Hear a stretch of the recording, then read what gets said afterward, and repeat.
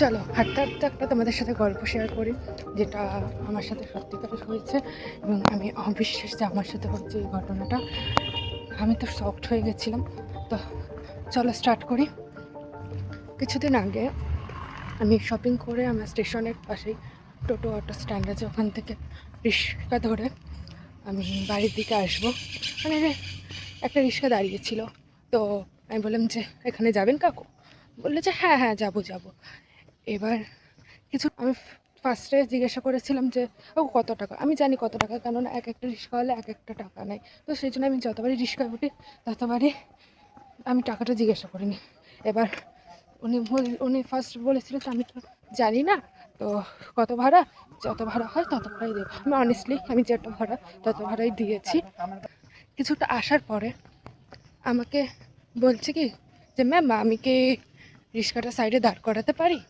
আর লোকটার বয়স ছিল আমার বাবার মতন। হ্যাঁ, আমি বলছি কি না না কাকু, রিক্সাটা দাঁড় করাতে পারেন, কিন্তু আমাকে ম্যাম বলে ডাকবেন না, আমি আপনার মেয়ের বয়সী।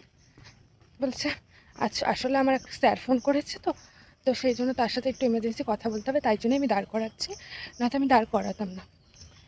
এবার ফোনটা যে তুললো, বলছে হ্যালো স্যার, কিছুটা কথা বলে তারপরে ইংলিশে কথা বলছে। আমি বলছি কী হলো, ইংলিশে কথা বলছে, এত শিক্ষিত। হ্যাঁ, তারপর মানে একটু ডাউট হলো। তারপরে আমি রিক্সার মধ্যেই বসে আছি, আমি তো কিছু কথা শুনতে পাচ্ছি। তো তারপরে আমি জানতে পারলাম যে যে রিক্সা চালাচ্ছে উনি আসলে পুলিশ অফিসার। কিছু কারোর খোঁজে এরকম 1 ঘন্টা নাকি রিক্সা ভাড়া নিয়েছে, যে রিক্সাটা ভাড়া নিয়েছে তারপরে উনি চালাচ্ছে। তো সেটা আমি ফোনে বলছিল, তো আমি সেখান থেকেই শুনলাম যে রিক্সাটা 1 ঘন্টার জন্য নিয়েছে, আর 1 ঘন্টা হতে কিছুক্ষণ সময় বাকি আছে। তাই ওনার স্যার ওনাকে ফোন করে বলছে কি কাউ পেলি? মানে কাউকে খোঁজার জন্য এরকম মানে বাইরের লুক ক্রিয়েট করে তুই খুঁজছে আসামিকে।